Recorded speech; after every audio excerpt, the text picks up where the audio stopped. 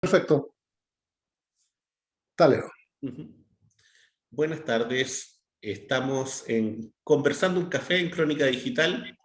Hoy con una persona que viene del mundo cristiano, que conoce la perspectiva de los derechos humanos, que conoce la mirada popular del mundo religioso, eh, y que nos puede entregar una visión de lo que está hoy día pasando en el país, de estas situaciones tan controversiales que están ocurriendo, ¿no es cierto?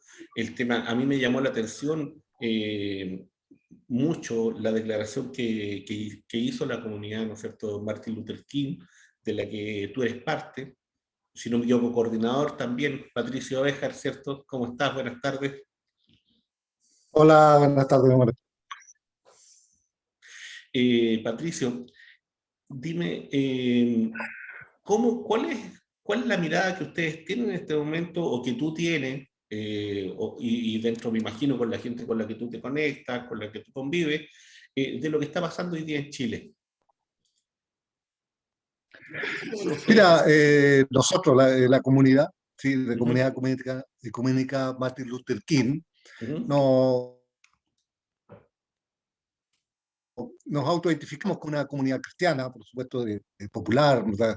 Adscrita a todas estas variantes, ¿verdad? Que es la teología de la liberación, la no violencia activa, ¿ya? La educación popular, o sea, somos, en el fondo, somos una comunidad que es parte del movimiento popular, ¿ya?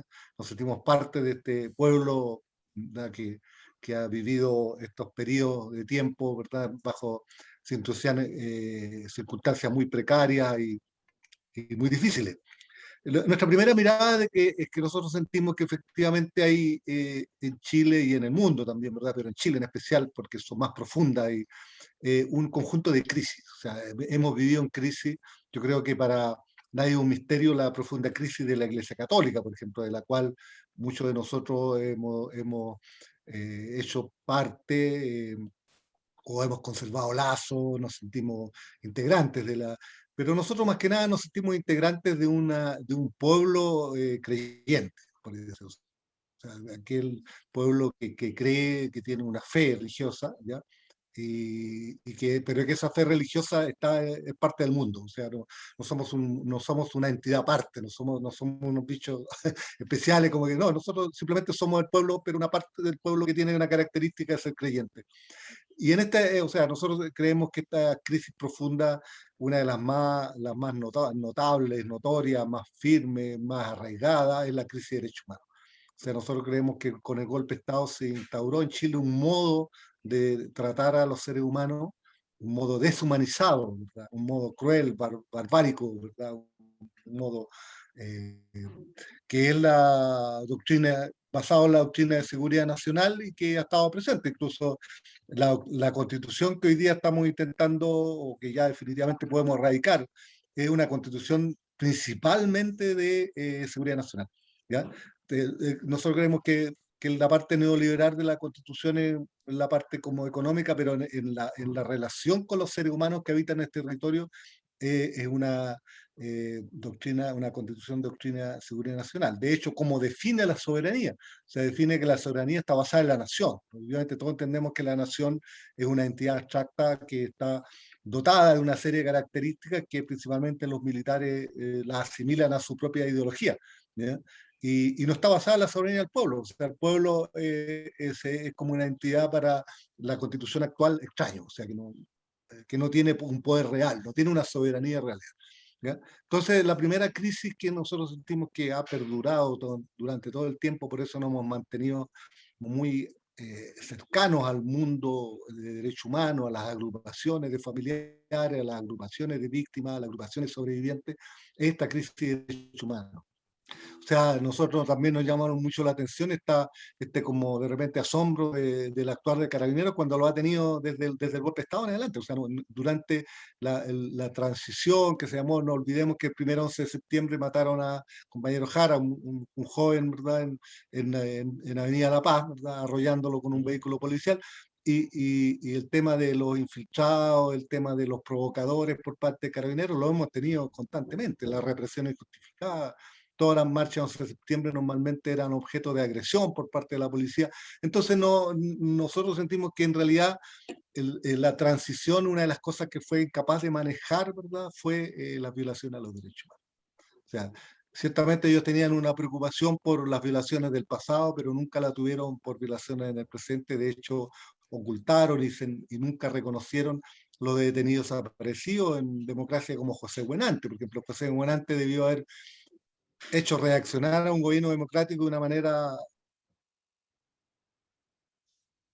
mucho más profunda, haber hecho, ahí a lo mejor haber hecho la disolución de Carabineros y haber entendido, ¿verdad?, de que de esta manera como se formaban las fuerzas policiales conllevaba, ¿verdad?, un desprecio por la vida humana tan profundo que hace inviable que se mantengan ya como los agentes legítimos del lado. Yo creo que la ilegitimidad también es otra de las crisis profundas. O sea, tomar un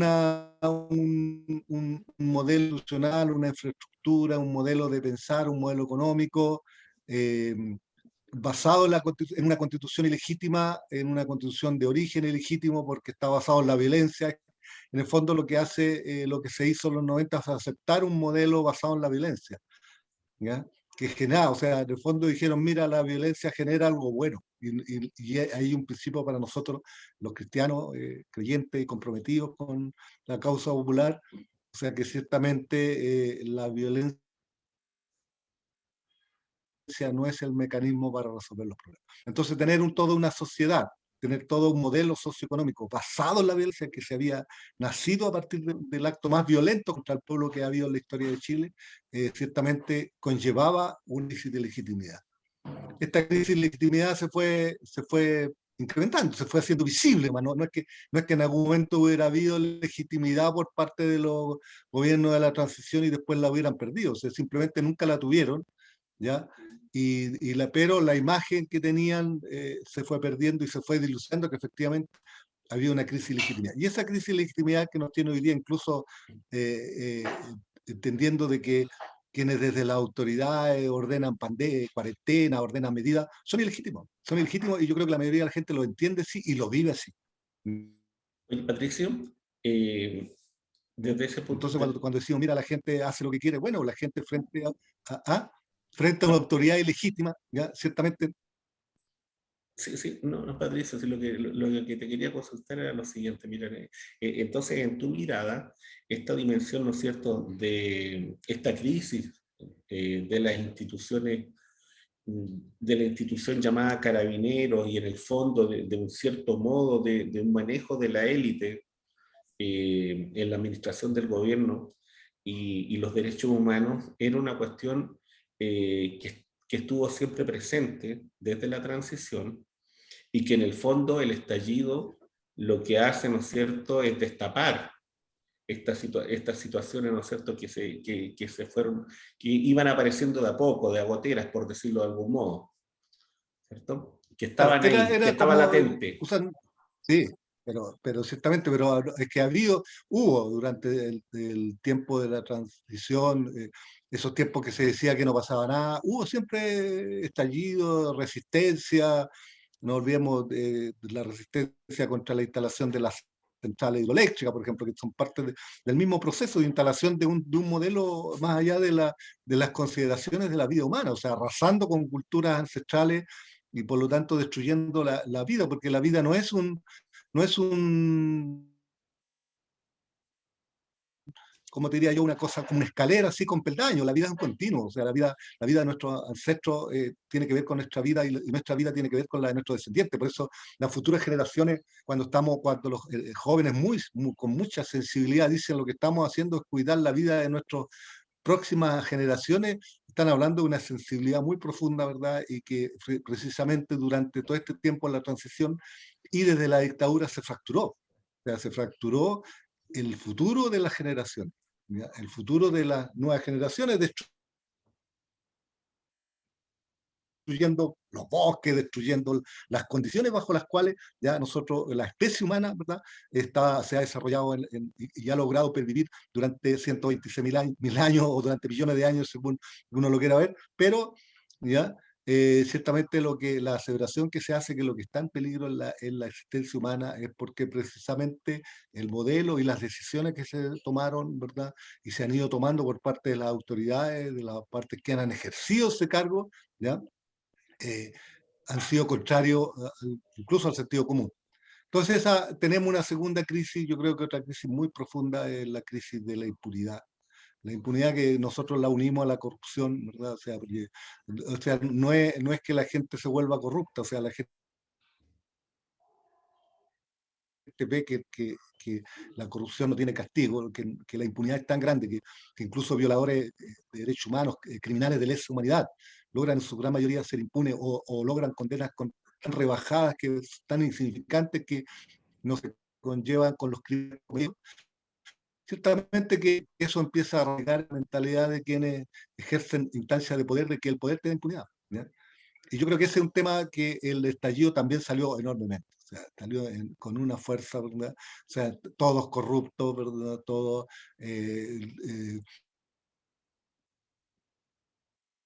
el nepotismo, los abusos, todos son parte del mismo En ese conjunto sentido, de en clave, elementos. disculpa Patricio, en clave religiosa, el estallido tuvo clave profética entonces, desde ese punto de Claro, vista. ciertamente, o sea, sí, el estallido es el pueblo, ¿verdad?, que finalmente ya tiene que tiene que clamar, ¿verdad? Como dice también la Biblia, clamar a Dios, o sea, clamar al cielo. O sea, que en el fondo, ¿qué se hacía en el estallido? Llegaba miles, cientos de miles, de repente millones de personas a un lugar a gritar, ¿verdad? Porque lo que más se hacía era gritar contra la impunidad, gritar contra la corrupción, gritar contra el abuso, gritar, ¿verdad? Por las condiciones de vida, gritar, ¿verdad? Por la falta de humanidad, gritar por el agua, o sea, y prácticamente no hay aspecto de la vida, ¿ya? Que este pueblo no haya gritado y clamado, digamos, para sorpresa de... Yo creo que todo el mundo sabía, lo mismo que yo, perdóname que haga esta extensión, pero Uh -huh. yo estoy sumamente convencido que no había, y lo defiendo a rajatabla, ningún ser humano en este país, ¿ya? Y tal vez en el mundo, que no supiera que en Chile se cometían gravísimas violaciones de derechos humanos, que había detenidos desaparecidos, que se torturaba. ¿Ya? Después entró una idea como que de repente había alguien como que no sabía, o sea, que no se había dado cuenta, de repente incluso eran hasta ministros y tenían toda la información, pero no se dieron cuenta. O sea, yo no creo que sea verdad. Yo creo que esa gente miente, ¿ya? Así como creo que mienten hoy día cuando dicen que no sabían que había tal nivel de malestar. Porque este nivel de malestar había sido advertido enormemente. Ya el año 98 el mismo PNUD había sacado un informe que hablaba del malestar, o sea, que la sociedad vivía un profundo malestar. ¿Ya? Y claro, todos tenemos que seguir viviendo y por lo tanto tenemos que trabajar en los trabajos que hay, tenemos que vivir en las condiciones, tenemos que usar el crédito si no nos queda otra, tenemos que hacer bicicleta con los platas si no nos queda otra, pero eso no significa que estemos conformes con eso. ¿Ya? Y yo creo que ese malestar estaba tremendamente expresado y llegó el momento en que se acumularon. O sea, es como en física están las armónicas, de repente, claro, si uno está en desarmonía no expresa en distintos momentos, pero cuando se genera esa armónica, se genera esa consistencia en las demandas, ¿verdad? Entonces de repente basta, como se dice, un pequeño fósforo para prender la pradera. Claro, y ese fósforo fue la violenta represión contra los estudiantes de la ACE, ¿verdad? Eh, Precisamente el 18 de octubre que explotó y pensemos que la mayoría de los estudiantes secundarios que se expresan en el centro de Santiago son moradores, son habitantes de los barrios populares. O sea, si no, ahí no vive la gente que tiene dinero para mandar. Si los liceos emblemáticos, toda la gente vive de Pudahuel, de Cerro Navia, de La Pintana.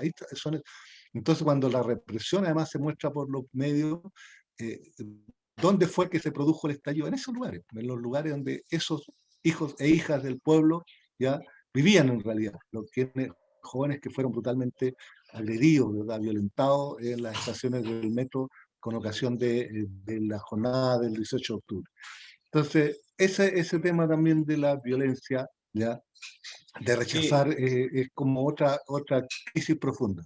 Patricio, tú trabajaste vinculado a tema de derechos humanos en el periodo de los 80. Eh, ¿Te golpeó o te llamó la atención esta decisión del gobierno, esta decisión de encarcelar a un número de jóvenes tan amplio y de detenerlo en estas condiciones, ¿no es cierto?, de prisión, de una prisión política encubierta?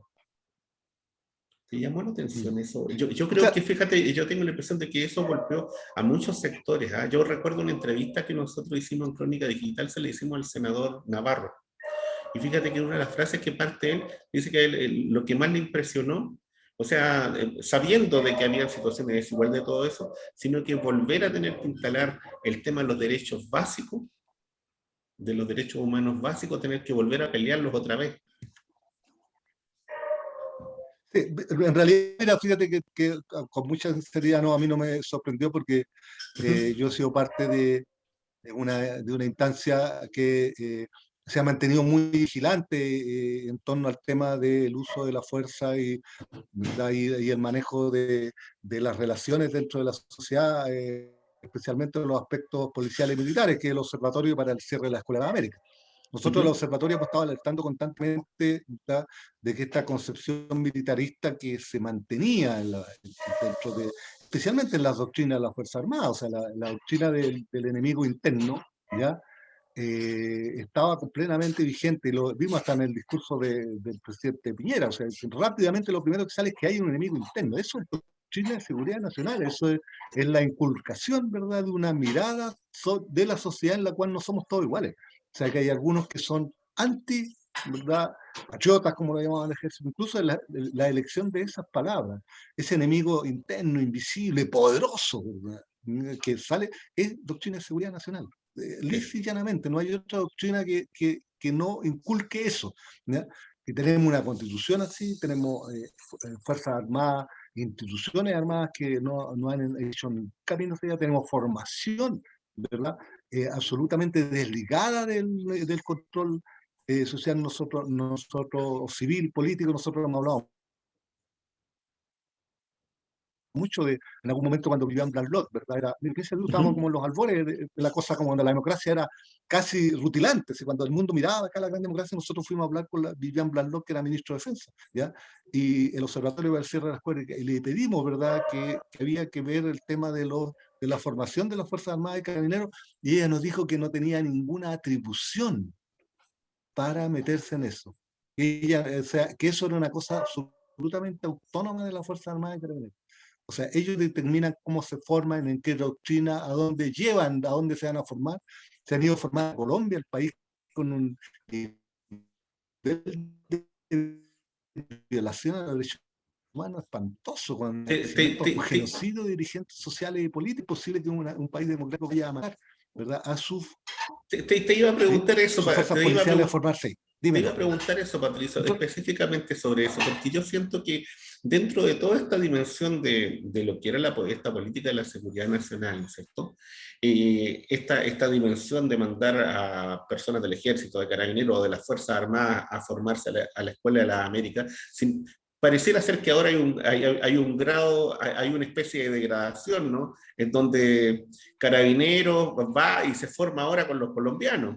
Que ya es un grado menor en comparación por decirlo así, a estos criminales o a estos formadores de criminales, y que hoy día sencillamente van a un espacio donde se forman carniceros.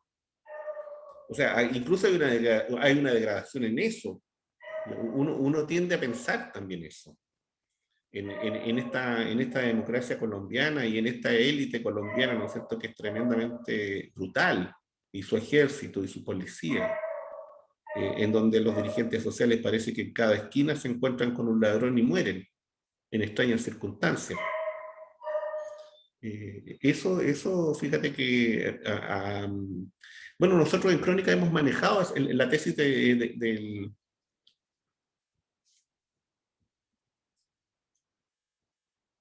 Bueno, parece que nuestro amigo se cayó y habrá que esperarlo.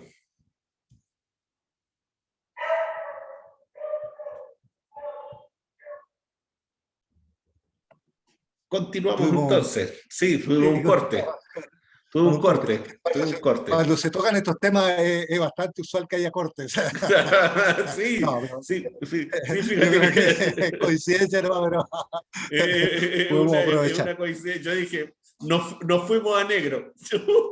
Vaya, Lo muy negro, nos claro, fuimos a no, muy negro. Oye, negro. pero fíjate Pero, que hay un tema de degradación, yo siento también ahí. No sé si tú lo ves así, tal vez es una ironía, ¿no? Entiéndase. ¿Cómo ves eso? perdón, no entendí Lo que pasa es ya. que yo veía, no, pero me parece que ahí justo vino el corte. Lo que pasa es que yo decía lo siguiente, de que hubo un momento donde se formaba a sectores del ejército, de carabineros, y en el fondo de las Fuerzas Armadas acá en Chile, en esta Escuela de la América, que era una escuela, ¿no es cierto?, de violadores de derechos humanos, para decirlo así, en forma clara. Sin embargo, hoy día, Carabineros, por ejemplo, va a Colombia, que ya ni siquiera eso es una formación de violador de derechos humanos, ahí estamos hablando de carniceros, derechamente. Estamos hablando de que ni siquiera está esa dimensión, estamos hablando de un país donde los dirigentes sociales, estamos hablando de un país donde son asesinados a diario por gotera. Eh, y entonces, esta dimensión de colombianizar la realidad chilena, de, y de por tanto, ¿no es cierto?, aplicar al mundo social con la ejemplificación del mundo mapuche, ¿no es cierto? Pero eso extenderlo a toda la sociedad también, porque eso es lo que ha sido la mutilación, de una u otra manera, eso es lo que ha sido, ¿no es cierto? Eso es lo que es la prisión política, eso es lo que es el abuso a niños, a jóvenes. ¿Cómo ves tú eso? Yo veo ahí un proceso de degradación, fíjate, incluso en eso. Pero a mí es que yo, claro, mira, yo diría que lo que no hay que perder de vista son dos cosas. Por un lado, desde su inicio como Estado, Chile ha sido un Estado policial. O sea, ha sido un Estado que ha requerido de una fuerza policial muy agresiva hacia el mundo popular. No hablamos se habla mucho en los libros de historia del bandolerismo, ¿verdad? De la gente que andaba suelta o sea, andar suelto por los campos, era como toda una casa, casi el crimen por andar suelto, digamos. En el fondo tú tenías que estar amarrado a alguna cosa. Y esa lógica del Estado policial ha estado siempre presente en Chile, ¿no? Se ha construido un Estado sobre esa base. O sea, eso es lo que sienta. Por eso es tan fácil encontrar rápidamente la solución policial, ¿verdad? Y a pesar de que no funcione, a pesar de que en realidad no entregue fruto, uno podría decir, bueno, pero pues hagamos la cuenta de todos los recursos que se le ha entregado a la fuerza policial y sus logros, sus resultados, es completamente negativo. O sea, si uno se tiene que dar cuenta ahí que el objetivo de toda esa parafernalia antidelictual no es eliminar la delincuencia o minimizarla, es incrementar el control social de la policía sobre la sociedad chilena. ¿Ya? Y el segundo elemento a considerar que también hay que mantenerlo siempre presente es la aún permanente injerencia de Estados Unidos en las doctrinas de las Fuerzas Armadas en Chile y las doctrinas políticas, digamos. No olvidemos, por un lado, de que a la Escuela de la América han ido las Fuerzas Armadas durante todo, desde el año 54 hasta el año 2021, han seguido mandando todos los años. O sea, no había un año en que no se haya mandado. Incluso este último tiempo se ha mandado, aunque sea curso breve, ¿verdad? Porque el fondo, la ida a la Escuela de la América efectivamente durante mucho tiempo tuvo ese principal connotación de enseñar a torturar, a reprimir, enseñar, ¿verdad? Las técnicas de contrainsurgencia que llaman ellos, pero el principal objetivo es insertar a las Fuerzas Armadas del continente dentro del esquema geopolítico de Estados Unidos. O sea, generar relaciones, ¿verdad? Generar dependencia en compra de armas, dependencia en el uso de tecnología. ¿Ya? Entonces, y en ese sentido, por ejemplo, hay que destacar muy fuertemente, o sea, que lo mismo pasa en Colombia. O sea, no es que no es que Colombia tenga una doctrina propia. O sea, lo que tiene Colombia, ¿verdad? Es una aplicación mucho más descarnada y violenta de la doctrina que desde Estados Unidos se le impone. ¿Ya? Durante todo este año de la transición, durante toda la época de la transición, que hablando del año 91 en adelante, que uno podría pensar de que algunas cosas tenían que cambiar, ¿ya? Chile fue el segundo país en enviar cantidades de uniformados de militares a formarse en la Escuela de América, fue después de Colombia. O sea, Colombia, que era un país que en los comienzos de la región estaba aún casi en guerra civil, pero estaba en un conflicto, ¿verdad? Que podría uno pensar, decir, bueno, hay alguna razón para que los militares se formen en alguna parte, ¿ya? Si es que tuviera uno esa mentalidad. Pero Chile, que no tenía ninguna hipótesis de conflicto, ¿verdad? Que tenía también supuestamente una voluntad de construir a la paz mundial, siguió enviando soldados y fue la segundo país, ¿no? No fue ni Brasil, ni Argentina, ni países que estaban por su cantidad de habitantes y por su cantidad de soldados, a lo mejor podrían haber enviado más que Chile, ¿no? Fue Colombia y después Chile, ¿ya? Entonces, esta autonomía, y eso la respuesta es la autonomía y la dependencia, ¿verdad?, de las Fuerzas Armadas chilenas de las doctrinas estadounidenses y de los mecanismos de dominación estadounidense. O sea, en el fondo son una quinta columna dentro de Chile, si uno podría pensarlo así. Entonces, esas son, yo creo, cosas que no hay que perder de vista y que la transición miró hacia el lado. O sea, porque todos nosotros durante en los 90 y los 2000 prácticamente tuvimos relaciones y entrevistas y demandamos cosas a todos los ministros de defensa, ¿ya? Incluso fuimos testigos de cómo el ejército le mentía, ¿verdad?, al ministro Goñi. Por ejemplo, el ministro Goñi le dijeron de que ellos ya no enviaban soldados a la Escuela de la América. El ministro Goñi se encontró feliz, nos vino a una reunión, nos dijo, le tengo muy buena noticia, ya nos envía. Nosotros le entregamos un informe, ¿verdad?, del secretario general del ejército, que nos informaba las cantidades de contingentes que se venía enviando. O sea, tuvieron hasta el descaro de mentirle al ministro de defensa, el José Goñi, y él no hizo nada. O sea, él tuvo que quedarse callado y aceptar de que le mintieran, ¿ya? Entonces, el nivel de autonomía, ¿verdad?, que tienen las Fuerzas Armadas y policiales, digamos, ¿ya? Es realmente absolutamente incuestionable. O sea, no puede existir una democracia con ese nivel de autonomía. En realidad no puede existir una democracia con ningún nivel de autonomía tan profundo, de ninguna instancia. O sea, ni el Congreso debería tener esa autonomía. Todos deberíamos responder a algo, ¿ya? Y eso yo creo que es una de las cosas más fuertes que la nueva Constitución debería garantizar. O sea, que todos, efectivamente, todas las instancias, todos los funcionarios electos, los designados, ¿verdad?, que nadie pudiera decir, como ha ocurrido varios diputados que terminan diciendo, bueno, ya me eligieron y ya perdieron. O sea, no, total, ya a mí me eligen cada 4 años y no tengo que responderle a nadie. ¿Ya? Yo creo que eso no debería ser paso. Por eso yo creo que una de las cosas más relevantes de las muchas, o sea, es tan grande la relevancia, está uno, sacar la doctrina de seguridad nacional de cualquier posibilidad que tuviera dentro de la Constitución, separar la tarea militar de la tarea policial. Hoy día en la Constitución del 80 dicen Fuerzas Armadas, Ejército y Carabineros de Chile, los colocan en el mismo rango, o sea, como de la misma instancia. Terminar con la militarización de la fuerza policial, a colocarla en una cápita absolutamente distinto, civil, ¿ya? Y permitir la revocatoria de mandato. O sea, que cualquier persona que esté en una instancia que no responda a lo que tiene que hacer, tiene que tener la posibilidad de que los ciudadanos y ciudadanas podamos decirle, sabe que usted ya no puede seguir siendo ministro, usted ya no puede seguir siendo contralor, usted ya no puede seguir siendo diputado, usted no puede seguir, porque en realidad ya no está cumpliendo con las tareas como se le enmienda. Ahora, yo creo que en el cristianismo popular, esta idea que yo te estoy expresando tiene como mucha aceptación. O sea, a pesar, como te digo, de esta visión de estar luchando como constantemente con crisis, incluso con la crisis profunda de la Iglesia Católica, que también desestructura. O sea, ¿no?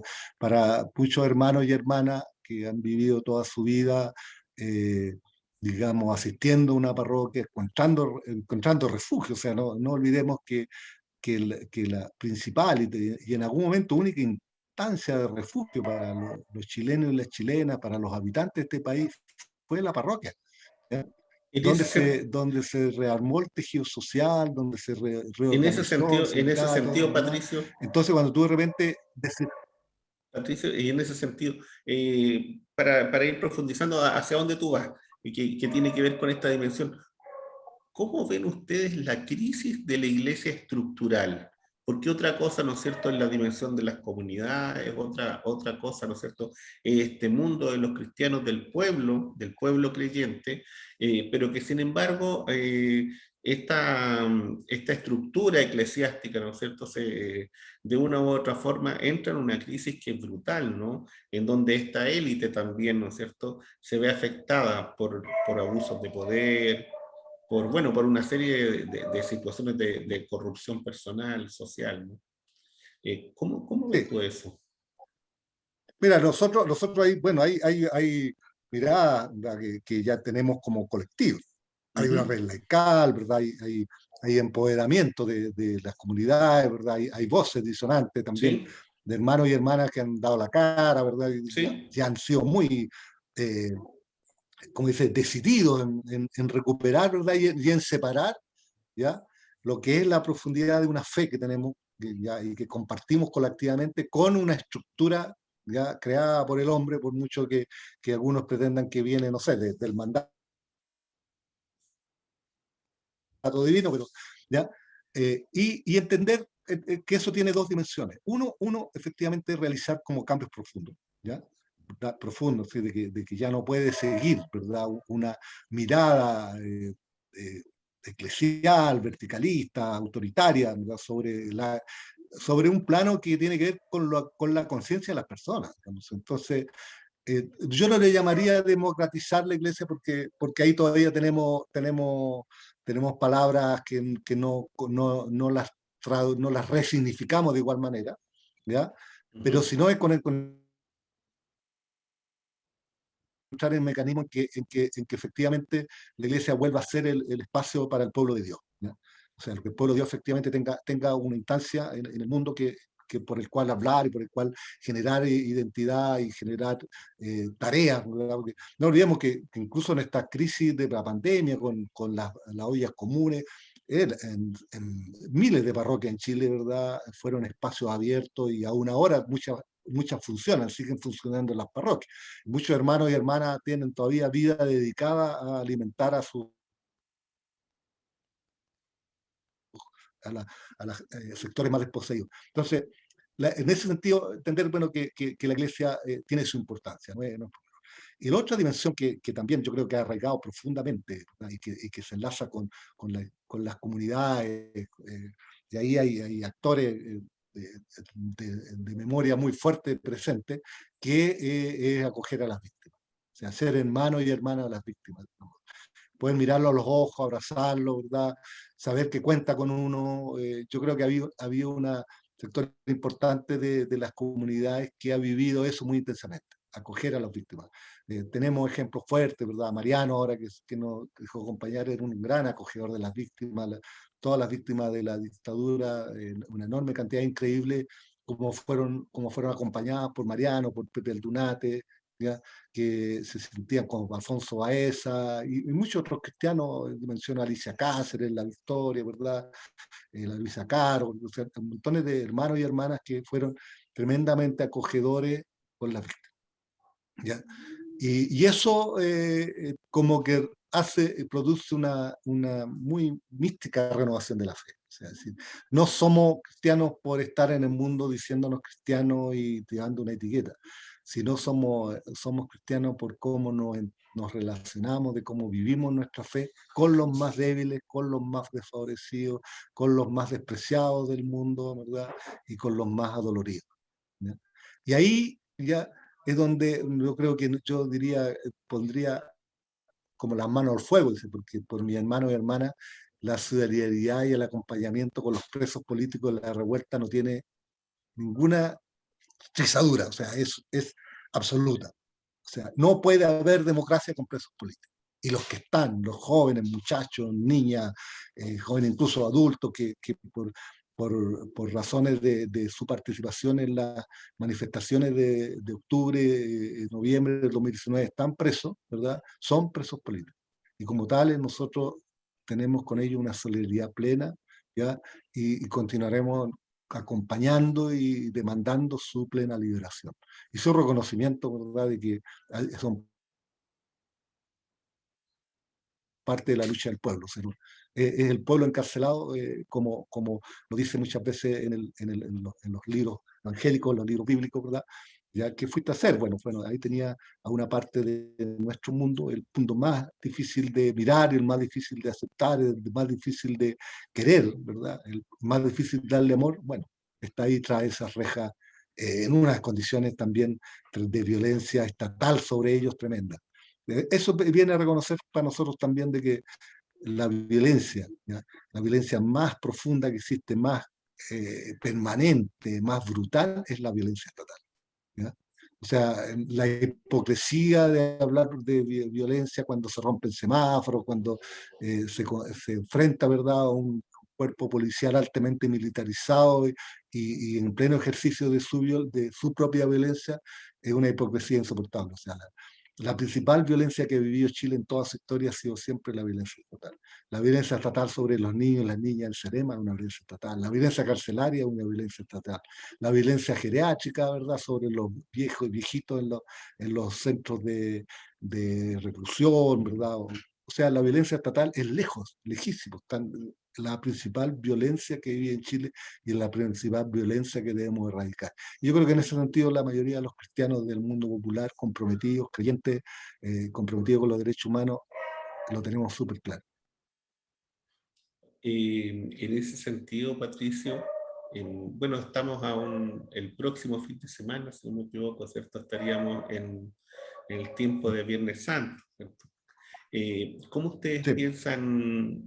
Me imagino que estarán preparando ya lo que significa, ¿no es cierto?, el Vía Crucis Popular, en las sí, condiciones en las que se sí, está, ¿no es cierto? Y en sí, eso, cuéntanos de cómo va a ser. Bueno, me sí. imagino que será como cada año en Villa Grimaldi. eh, y entonces, si nos puedes contar Claro, algunos lo detalles vamos. y la visión de cómo ustedes lo están viendo hoy día. Mira, o sea, para nosotros el Vía Crucis es el momento como fundante de nuestra fe, o sea, ahí nace el cristianismo, podría decir, en este momento en que ¿verdad? Un hombre inocente, ¿ya? Es condenado a muerte, ¿ya? Y uno inocente carga una cruz, ¿verdad? Y un inocente después proclama el triunfo de la vida, para decirlo. Sí, sí, ya. Ujú. Para nosotros el Via Crucis es constantemente en decir, oye, a pesar de este dolor, a pesar de esta crueldad, a pesar de esta barbarie, a pesar de la vida triunfa. Y el Parque por la Paz Villa Grimaldi es como la expresión más nítida, o sea, en el mundo de los derechos humanos, de ese, aquí triunfa la vida. ¿Ya? Si uno ve, recorremos nosotros mucho el parque, vemos cómo las relaciones que se establecían entre los presos, la solidaridad tan profunda en unas condiciones extremas, ¿ya? En unas condiciones en que tú estás apenas aferrándote a la vida o aferrándote a la humanidad, a algo de compasión, siempre tenías la posibilidad de ser compasivo con otro que llegaba torturado, que llegaba demacrado, que llegaba malherido, ya que llegaba con un profundo dolor y con un terror, pero tenía ahí al hermano, a la hermana, a su compañero, a su compañera, para el abrazo, para la caricia, para el susurro, ¿verdad? Para ayudarlo a superar este momento y para poder seguir siendo un ser humano, porque lo que se buscó hoy en el cuartel Torranoa, que se llamaba en el tiempo que estaba en manos de la DINA, fue destruir la humanidad de una parte del pueblo de Chile, que eso no fueran más seres humanos, ¿ya? Y esa tremenda solidaridad que se dio ahí impidió que eso funcionara, ¿ya? Y por eso nosotros, nosotros el Parque de la Paz es un ejemplo, ¿verdad? De que cuando la vivimos con compromiso, cuando la vivimos con solidaridad, cuando la vivimos con los valores que, que enaltecen al ser humano, la vida triunfa sobre la muerte. ¿Ya? Entonces nosotros, ese es nuestro mensaje, vamos a hacer un día de pandemia. Nosotros entendimos que en la pandemia ha habido tantas muertes injustificadas. Ha habido muertes porque no tenemos, porque se ha desmantelado el servicio de salud, porque se ha desmantelado el Estado, ¿ya? Porque se ha sido incapaz de entender de que la primera trinchera, como lo han llamado, o primer lugar donde hay que contener este tipo de áreas es la asistencia primaria de salud. Ahí se debió haber puesto todos los recursos, se pudo haber colocado, aumentado el personal, aumentado los lugares, fortalecer ahí para que todos los chilenos y chilenas tuviéramos ahí nuestro espacio donde decir, mira, ya cómo me mantengo vivo, me mantengo sano. ¿Ya? Pero la mayoría de las muertes, la mayoría de las muertes ahora después de más de un año que se producen son sin ir al hospital. Porque no hay dónde, o sea, porque no se ha generado ese camino, ¿verdad? Fácil decir, bueno, tú tienes esto y tienes, y te atienden y tiene la sala y tiene todo el personal disponible en condiciones adecuadas. O sea, en ese sentido, realmente ha sido un gobierno miserable, ¿verdad? Con nuestra salud, con nuestra vida, y sentimos que la mayoría de las muertes por COVID son responsabilidad del gobierno que está actualmente dirigiendo el destino de eso. Pero entendemos también que hay otros dolores, y lo vamos a hacer virtualmente, lo quiero adelantar, no estamos en cuarentena, no, no queremos desobedecer la ley, como dicen, aunque hemos sido históricamente objetores de conciencia cuando es necesario, cuando las condiciones lo establecen, hemos sido desobedientes civiles, ¿ya? Hemos estado en la calle en múltiples ocasiones, ¿ya? Forma parte de nuestra memoria histórica el movimiento contra la tortura de Sebastián Acevedo, ¿verdad? Entonces, no somos ajenos a la desobediencia, digamos, pero estamos luchando contra un virus, ¿verdad? Contra un elemento biológico, contra un componente biológico que tiene otras reglas, que tiene otras leyes, por lo tanto nosotros queremos ser respetuosos de esa vida que no exponernos y no exponer a nadie, ¿ya? Por lo tanto lo vamos a hacer virtual, pero transmitiendo esos mensajes, o sea, viendo los dolores, tenemos un programa que hemos estado construyendo a lo largo de todo Chile, en realidad desde Arica y Quique, en realidad está por venir, ya expresar cómo este periodo en que se han juntado, ¿verdad?, una pandemia de tipo biológica con la represión policial y con el menosprecio de la vida de las autoridades, ¿verdad? Destacamos, por ejemplo, el tema de los migrantes, como han sido tratados, ¿verdad? Especialmente este grupo al que se le ha prometido que Chile sería una.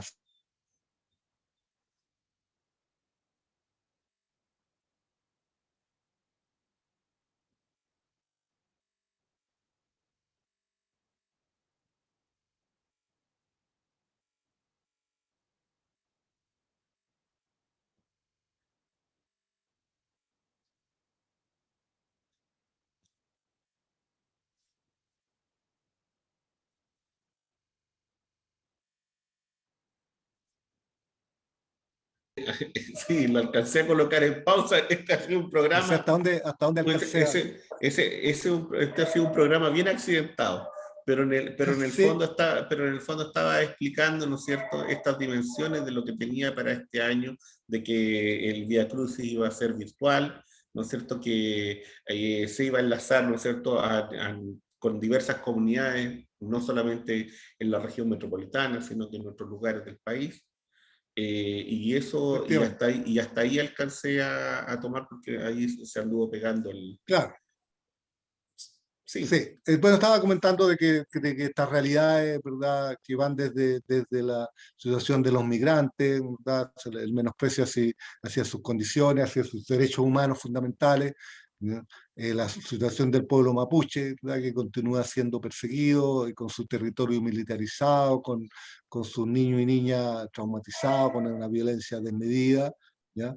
Y también la crisis medioambiental que se ha escondido, digamos, se ha invisibilizado durante el periodo, pero que todo indica, y además ya hay suficiente información para decir que vamos a salir de esta pandemia con una situación medioambiental tremendamente complicada, ¿ya? Que realmente va a requerir de enorme esfuerzo para poder sustentar la vida en este país durante algún tiempo y que no recrudezca la pobreza y el deterioro de la vida. Bueno, entonces ese, va a ser virtual, va a ser en ese sentido, vamos a transmitir a través de las redes de Villa Grimaldi, ¿Mm? tanto el Facebook Live y el canal de YouTube que ellos tienen, que ha mantenido, porque también va a haber en el momento alguna visión de lo que ha estado haciendo Villa Grimaldi, que es algo espectacular, ¿verdad? Han hecho festivales de teatro, ¿verdad? Le han dado vida justamente a lo que uno entiende que debe ser un parque por la paz. ¿Ya? Y lo han hecho en estas condiciones que muchos grupos tal vez no hemos logrado mantener como la actividad constantemente, pero ellos sí. Entonces, tenemos nosotros un vínculo, permíteme resaltarlo, digamos, muy profundo, espiritual, estrecho, amoroso con Villa Grimaldi, con su equipo, con el parque en sí, ¿ya? Y con la temática de los derechos humanos, que para nosotros el Parque por la Paz representa muy genuinamente, ¿ya? Y tenemos ese vínculo y lo quiero vivir intensamente y para nosotros el Vía Crucis del próximo viernes, que ya justamente queda una semana, eh, tipo 11 de la mañana vamos a empezar a transmitir, va a querer reflejarlo también. Ahí se junta todo, se junta los dolores que vivimos, los femicidios, ¿verdad? También hemos estado sintiendo y desde las comunidades cristianas el femicidio es una agresión muy profunda, muy dolorosa, ¿verdad? ¿Ya? La persistencia, la incapacidad, ¿verdad? Del Estado, ¿verdad? De hacerse cargo del problema, de hacerse cargo de esta, ya casi suena nuevamente a un genocidio, ¿ya? A matar tantas mujeres por el hecho tan vital de ser mujeres, ¿ya? También tenemos el tema de los presos políticos, la revuelta, que para nosotros es esencial que persistir y persistir en la demanda de su liberación, ¿verdad? Y de resolver los problemas, o sea, de que en el fondo entender de que hay una protesta generalizada, una revuelta, incluso una insurreccional, si se quiere, por causas reales, o sea, porque efectivamente desde el sistema político, social, económico que nos agobia, efectivamente produce, ¿verdad? Esta exclusión social, produce esta precariedad de la vida, produce estos dolores tan intensos, ¿ya? Y que esos son causados, o sea, no vienen del alto cielo, como podría decir Violeta, lo ha dicho muchas veces, no vienen del alto cielo, ¿verdad? Vienen no de la miseria humana de una élite, ¿ya? Que es incapaz de ni siquiera, ¿para qué vamos a hablar de compartir, digamos, sino de hacer justicia? De repente que mucho de lo que se les pide es lo más justo. Y después, bueno, también renovamos nuestro compromiso con el Nunca Más, especialmente en este momento en que para muchos no, para nosotros lo insisto, fue como sorpresa de que en realidad Nunca Más eran solo palabras vacías, ¿ya? Y que no había ningún compromiso real con el Nunca Más, ¿ya? Y por lo tanto se retorna a la práctica cotidiana, masiva, sistemática de violaciones de derechos humanos para reprimir a la manifestación social. Y también, bueno, de repente la alegría de que las comunidades sigan siendo parte de nuestra historia, de la historia de este pueblo, una parte muy vital. Yo creo que las comunidades somos silenciosas, algunas como la nuestra trata de repente de decir algo, pero la mayoría de las comunidades son muy silenciosas porque en el fondo el cristianismo tiene eso también, ¿verdad? No es estridente, ¿verdad? De repente deberíamos decir que uno debería reconocerse cristiano o cristiana no porque uno lo ande diciendo, sino porque la gente dice, oye, ahí va un cristiano, ¿ya? Ahí va una cristiana. Esa sería como la mejor expresión de lo que pudiera ser una fe encarnada, o sea, que da testimonio a alguien de esa fe, no porque la ande proclamando ni porque se ponga alguna cruz, ¿verdad? O rece, rece con estruendo, ¿ya? Sino que porque uno vive la vida, ¿ya? En solidaridad con los hermanos y las hermanas y entiende que somos todos hijos del mismo Dios. Bueno, Patricio, agradecerte este encuentro un poco accidentado. Sí, pero Eh, cosas. eh, bonito escucharte. eh, y bueno, y desde Crónica Digital, ¿cierto? Que nosotros siempre hemos estado muy cercanos Sí, al mundo, absolutamente. al De mundo. recordar que durante mucho tiempo fueron convocantes, digamos, porque después Por ahora, producto supuesto, como de la pandemia, se rompió un poco el... por supuesto, y no tendríamos ningún problema en seguirlo haciendo, por lo Ya, demás. lo vamos colocar también, Por le lo, vamos a por mandar lo, los flyers para que los divulguen. sí, sí, sí, para que Ya, nosotros también lo podamos difundir. Sí, de hecho yo te perfecto. agradecería mucho eso. Bueno, Ya, Patricio, listo. Muchas gracias, un Omar. Que estés muy abrazo bien. y que estés muy Chao, bien. chao. Chao, chao.